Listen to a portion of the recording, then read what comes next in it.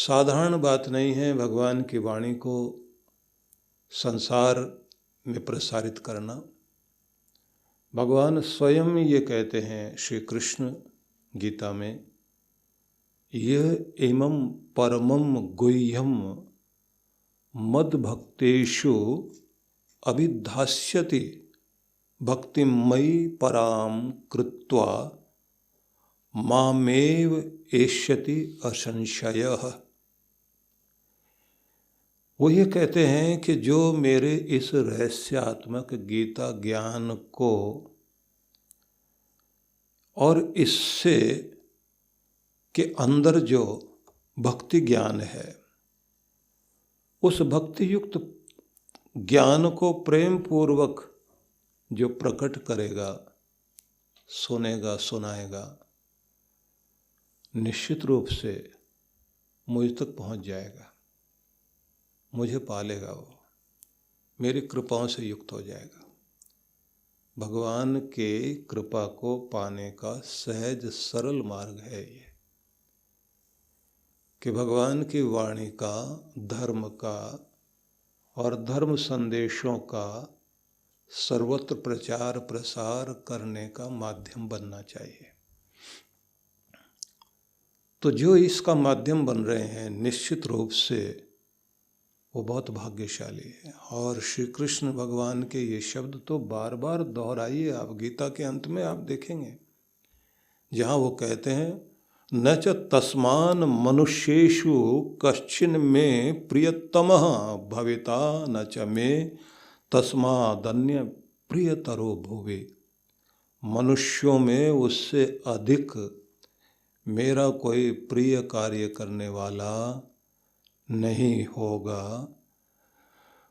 कोई नहीं ऐसा जो संसार में मुझसे बढ़कर मेरा प्रिय होगा, जो इस ज्ञान को संसार में फैलाएगा, बांटेगा, इसका माध्यम बनेगा, उसको मैं इस संसार में सबसे अधिक प्रिय मानूंगा, कि वो मेरा सबसे ज़्यादा प्रिय है। तो श्री कृष्ण भगवान ने उसको अपना सबसे अधिक प्रिय माना है, जो इस ज्ञान को समझे, इस ज्ञान के अनुसार भक्ति युक्त हो, इस ज्ञान की रहस्यात्मक विद्या का प्रचार प्रसार करे और दूसरों को भी इस भक्ति ज्ञान से युक्त करके उनके जीवन में भक्ति को बढ़ाए। श्री कृष्ण कहते हैं वो मेरा सबसे अधिक प्यारा होगा। अधिष्यति च इमं धर्म्यं संवादमावयोः ज्ञान यज्ञेन तेनाम इष्ट स्यामिति मे मति। ये हम दोनों का वार्तालाप, श्री कृष्ण कहते हैं कि मेरा और अर्जुन का संवाद जो ये घटा है ना, इसको ज्ञान यज्ञ उन्होंने कहा। ये ज्ञान यज्ञ है। इस ज्ञान यज्ञ से जो व्यक्ति दूसरों को लाभान्वित करेगा, तो वो लाभान्वित करता है, प्रचार प्रसार करता है, तो वो क्या है? तेन अहम इष्टस्यामिति, उससे वो मेरी पूजा कर रहा है, मुझे पूजा करके वो संतुष्ट कर रहा है। श्री कृष्ण समझाते हैं कि ये मेरा मत है, किसी और का नहीं। मैं ऐसा मानता हूँ कि जो इस ज्ञान का प्रचार प्रसार करेगा, मेरी पूजा का तो यही तरीका है, इससे मैं पूजित हो जाऊंगा, तुम्हारी पूजा मुझ तक पहुंच जाएगी। तो इसलिए ये साधारण कार्य नहीं है, जो भाग्यशाली लोग इस कार्य में लगे हुए हैं।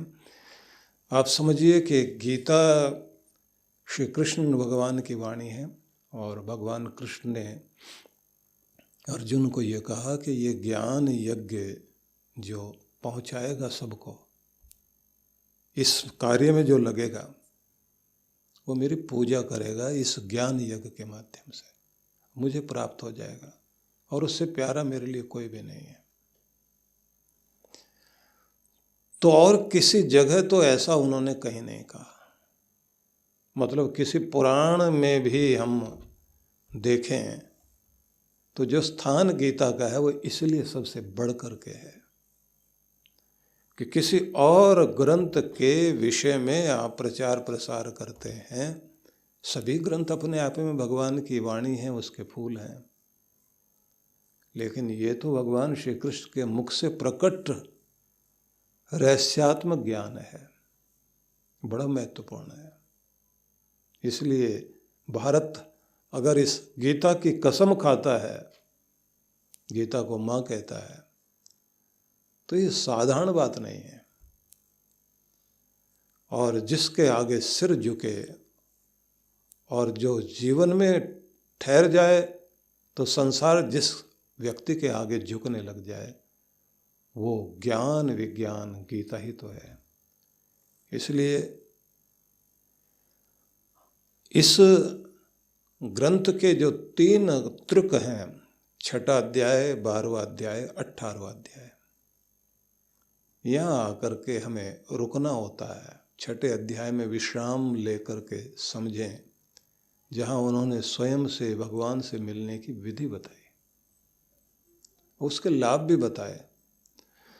तो इस पर हम लोग चर्चा कर रहे थे, क्योंकि इस बार का जो शीर्षक आप लोगों ने दिया है वो शीर्षक यही तो दिया है कि यह सत्संग ज्ञान है।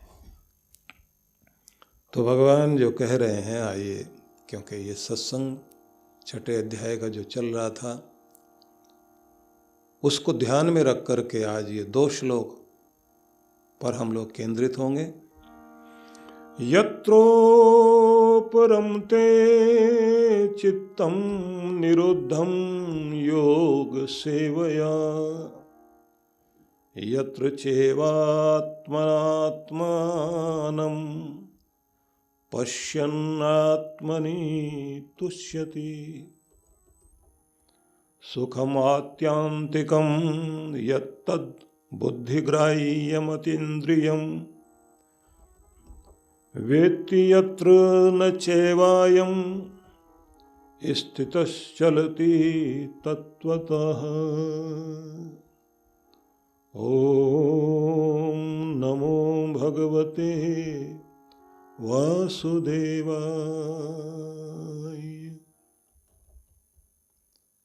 भगवान श्री कृष्ण उपदेश देते हैं,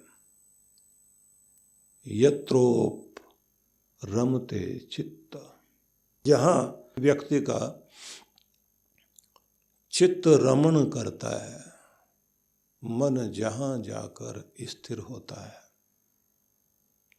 योग सेवया निरुद्धम, योग के सेवन करने से, योग ध्यान के द्वारा जिस अवस्था में जाकर व्यक्ति का चित्त, उसका ध्यान, उसका मन केंद्रित हो जाए, यत्र च एवात्मनात्मनं पश्यन्, जब व्यक्ति अपने मन को स्थिर कर लेता है और अपने भीतर खुद को खुद देखने लगता है, तुष्यति, तब व्यक्ति के अंदर एक संतुष्टि, तृप्ति आती है। समझाया गया है कि तृप्ति के लिए, संतुष्टि के लिए सारी दुनिया बेचैन है।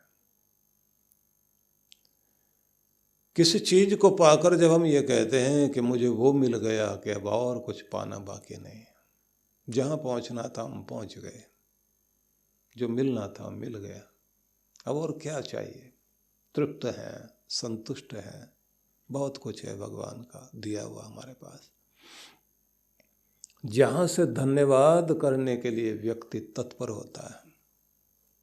जीवन की वह दशा जब आप कुछ भी मांगने के लिए नहीं, धन्यवाद करने के लिए हाथ उठाएं, दोनों हाथ जोड़कर जब भगवान का थैंक्स करते हैं, संतुष्ट हों, तृप्त हों, आनंदित हूं, क्योंकि सब मिल गया मुझे। तो कहते हैं कि दुनिया की किसी भी चीज को पा लेने के बाद तो आदमी ऐसा कभी नहीं कहता। थोड़ी देर अगर कह भी दे तो फिर बेचैन हो जाता। बढ़िया मकान बना लिया तो आदमी कहता है कि बस और क्या चाहिए, पूरा है, जीवन चल जाएगा, संतुष्ट हूं। बढ़िया गाड़ी ले ली तो हम कहते हैं कि बस अब मैं संतुष्ट, तृप्त हो गया हूं, इससे आगे क्या चाहिए। अच्छा रिश्ता हो गया तो लोग कहते हैं कि बस एक दूसरे को पाकर हम पूर्ण हो गए, अब और तो कुछ चाहिए नहीं। दो अच्छे आत्माओं का साथ मिल गया तो और क्या चाहिए। किसी पद पर पहुंचने के बाद लोग कहते हैं जहां पहुंचना था पहुंच गए, शिखर पर पहुंच गए, तो और क्या चाहिए। लेकिन संसार में ये विचित्रता है कि जैसे ही किसी चीज पर आप पहुंचते हैं और उससे बेहतर चीज कोई सामने से गुजर जाए,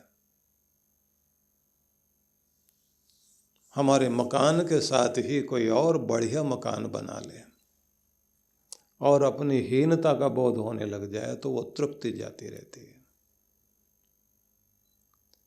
इतना अच्छा आर्किटेक्ट इसने किया, इतने अच्छे ठेकेदार से, कॉन्ट्रैक्टर से इसने बनवाया, इतने अच्छे तसल्ली से इतने ही समय में ये इतने ही पैसे लगा करके काम कर लिया, और कितना बेहतरीन।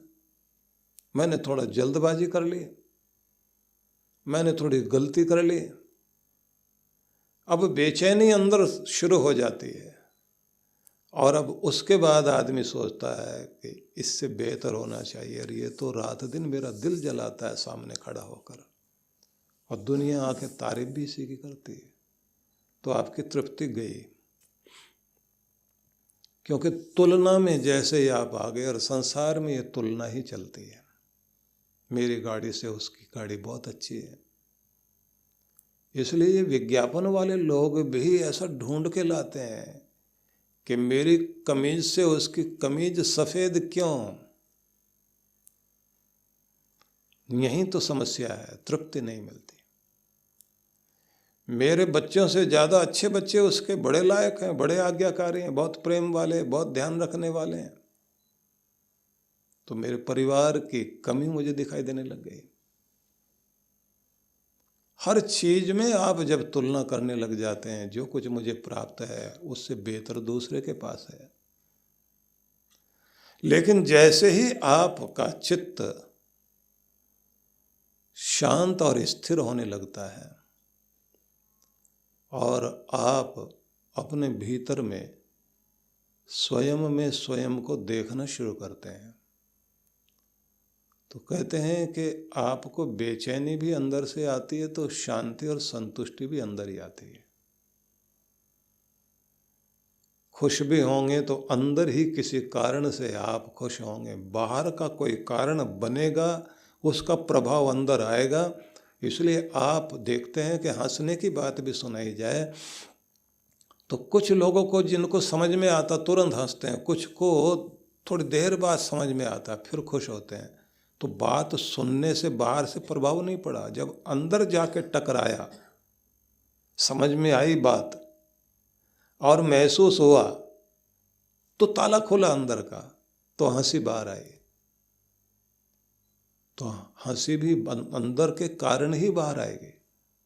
अंदर अगर उदास आप बैठे हुए हैं और कितना भी कोई हंसाने की बात सुनाए, गुस्सा और आ जाएगा आपको कि मजाक बना रहे हो तुम मेरा। सारी खुशी अंदर से आएगी, दुख भी अंदर से आएगा। डराने वाली चीजें बाहर होंगी, लेकिन जब उसका प्रभाव अंदर आएगा तब आप डरेंगे। बच्चे के पास डरने का अनुभव नहीं है तो वो सांप से भी खेलने लग जाता है, वो आग में भी हाथ डालने लग जाता है।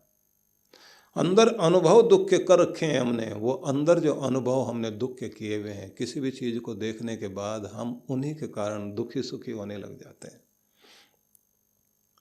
भगवान कृष्ण ये कहते हैं कि तुम अपने चित्त को एक विधि से स्थिर करना सीखो। वो विधि क्या है? योग सेवया, योग के सेवन से। चित्त को स्थिर करना सीख जाओ, अपने मन को टिकाना सीख जाओ, अपने भीतर की शांति में स्थिर होना सीख जाओ। सीधा मतलब ये कहते हैं वो कि सारा दिन आपका ध्यान आपकी इंद्रियों का, मन का, संसार में, बाहरी विषयों में, बाहरी चीज़ों में, लालच में, क्रोध में, वासना में, द्वेष में, बैर में, तुलना करने में और ईर्ष्या में, निराशा में, भयभीत होने में, चिंता करते रहने में, इस सब में तुम्हारा चित्त, तुम्हारा मन, तुम्हारा अंदर की चेतना बाहर रहती है। और अंदर उसका प्रभाव क्या होता है कि आप डामाडोल होते रहते हैं, बार बार बार बार बार डामाडोल डामाडोल डामाडोल, हिलते डुलते रहते हैं, बल्कि कहते कंपित रहते हैं आप। जैसे किसी ने इधर से भी हिला दिया, इधर से भी हिला दिया, कांप रही है कोई चीज़, जैसे कंपन पैदा हो गया। कंपन पैदा कर रहे हैं, डर कर रहा है, क्रोध कर रहा है, ईर्ष्या आकर के कंपित कर रही है, बहुत तरह तरह की हवाएं आकर के फिरकी बना दी हमारी। अब देखते हैं कि कोई कागज की फिरकी बच्चे बनाते हैं तो उसको जो है एक पतले से कांटे में या पतले से तार में उसको बांध देते हैं, लगा देते हैं, अब छोड़ देते हैं उसको। हवा नहीं है तो वो खड़ी है वैसे के वैसे, वो कागज की बनी हुई फिरकी जो बनाई हुई है, गोल चक्र बनाया हुआ। आई हवा, लगाओ हल्का हल्का घूमने, तेज हवा आई तो फिर तो वो तेज हो गई और तेज। और कुछ बच्चे तो क्या करते हैं कि उस तार में पिरो करके अपने हाथ में लेके भागते हैं आगे। उनको मजा आता है कि जैसे जैसे हवा लगती है तो वो गोल गोल घूमता, वो चक्र बन जाता, वो पंखा बन जाता है। अब कबीर साहब ने जो कहा ना, हवा लगी संसार की हो गए 12 बाट, ये बाहर की हवा लग रही है, कहीं के भी नहीं है। डॉक्टर अर्चिका फाउंडेशन द्वारा मुक्तिनाथ धाम, पशुपतिनाथ धाम व ध्यान साधना का आयोजन होने जा रहा है 20 से 25 अगस्त 2022। हिंदू धार्मिक मान्यताओं के अनुसार मुक्तिनाथ वह क्षेत्र है जहां लोगों को मुक्ति या मोक्ष की प्राप्ति होती है। मुक्तिनाथ धाम यह उन 8 पवित्र मंदिरों में से एक है जो अपने आप में उत्पन्न हुए हैं तथा पशुपतिनाथ के बारे में माना जाता है यह लेख लिखे जाने से पहले ही स्थापित हो गया था और जो भी व्यक्ति इस स्थान के दर्शन करता है उसे किसी भी जन्म में फिर कभी पशु योनि प्राप्त नहीं होती है। एक लंबी अवधि के इंतजार के बाद साधना के शिखर पर निवास करने वाली परम साध्वी डॉक्टर अर्चिका दीदी के सानिध्य में ध्यान का आनंद भी लें। ध्यान की सुखद छांव में जो बैठता है उसकी सभी कामनाएं पूरी हो जाती हैं। ध्यान में मन का मंथन होता है। दीदी जी के मार्गदर्शन में ही मुक्तिनाथ एवं पशुपतिनाथ यात्रा का परम सौभाग्य प्राप्त हो रहा है। साथ ही साथ आप मनोकामना मंदिर, गुप्तेश्वर महादेव मंदिर व पहावा लेक 108 जल धाराएं आदि हैं। 20 से 25 अगस्त तक इस 6 दिवसीय यात्रा के लिए आज ही अपना पंजीकरण कराएं और दीदी के सानिध्य में ध्यान का आनंद लेते हुए इस यात्रा का अनुभव प्राप्त करें। अधिक जानकारी के लिए संपर्क करें 7291986653, 7291986656, 7291986657। सद्गुरु श्री सुधांशु जी महाराज द्वारा मानव सेवा को समर्पित संस्था विश्व जागृति मिशन वर्ष 1991 से धर्म, समाज एवं मानवता की सेवा में संलग्न है। यह संस्था 90 मंडलों, सेवा केंद्रों के माध्यम से न केवल भारत अपितु देश के बाहर अनेक देशों में सेवा के कार्य कर रही है। संस्था की स्थापना से लेकर अब तक विगत 30 वर्षों में जहां लोगों को सन्मार्ग पर प्रेरित करने के उद्देश्य से गुरुवर ने 7000 से अधिक प्रवचन दिए हैं, वहीं देश के राज्य की राजधानियों व प्रमुख नगरों में लगभग 40 आश्रम, 25 मंदिर, सत्संग भवन व ध्यान साधना केंद्रों का निर्माण हुआ है। दिल्ली में करुणा सिंधु धर्मार्थ अस्पताल एवं फरीदाबाद के आरोग्य धाम अस्पताल में लाखों जरूरतमंद रोगियों का उपचार व ऑपरेशन किया गया है। अनाथ गरीब बच्चों के लिए सूरत में अनाथाश्रम, दिल्ली एवं कानपुर में गुरुकुल, फरीदाबाद में ज्ञानदीप विद्यालय, मुरादाबाद में सृजन प्राइमरी स्कूल, झारखंड के रुक्का खूंटी गांव में आदिवासी बच्चों के लिए 2 पब्लिक स्कूल समेत दिल्ली में उपदेशक महाविद्यालय भी बनाया गया है। इन शैक्षणिक संस्थाओं में लगभग 2500 बच्चों को शिक्षित व संस्कारित किया जाता है। दिल्ली के आनंदधाम आश्रम में जहां वृद्धाश्रम एवं वानप्रस्थ संचालित हैं, वहीं आश्रम की कामधेनु गौशाला में 125 गौओं की सेवा की जाती है। कामधेनु गौशाला की तरह ही देश के प्रमुख नगरों में 7 अन्य गौशालाएं भी संचालित हैं। साथ ही पूजा पाठ, यज्ञ अनुष्ठान से लोगों में धार्मिक भावना जागृत की जाती है। गरीब जरूरतमंद महिलाओं को सक्षम बनाने के लिए जहां कई तरह के प्रशिक्षण दिए जाते हैं, वहीं गरीब कन्याओं के विवाह में सहयोग भी किया जाता है। प्राकृतिक आपदा जैसे कि बाढ़, भूकंप, तूफान आदि में जहां मिशन द्वारा प्रधानमंत्री राहत कोष में सहयोग किया जाता है, वहीं जैसे वर्तमान में चल रही महामारी कोरोना संकट काल में जरूरतमंदों को भोजन, राशन किट व सांसों के संकट से जूझ रहे जरूरतमंद मरीजों को देश विदेश से मंगाकर ऑक्सीजन कंसंट्रेटर बांटे गए। मानव सेवा को ईश्वर भक्ति मानते हुए सेवा परमो धर्म के भाव से विश्व जागृति मिशन के सेवा कार्य निरंतर जारी हैं। आइए मिशन के सेवा पथ पर बढ़ते कदमों में कदम से कदम मिलाकर चलें और मानवता की सेवा में दान सहयोग कर पुण्य के भागीदार बनें।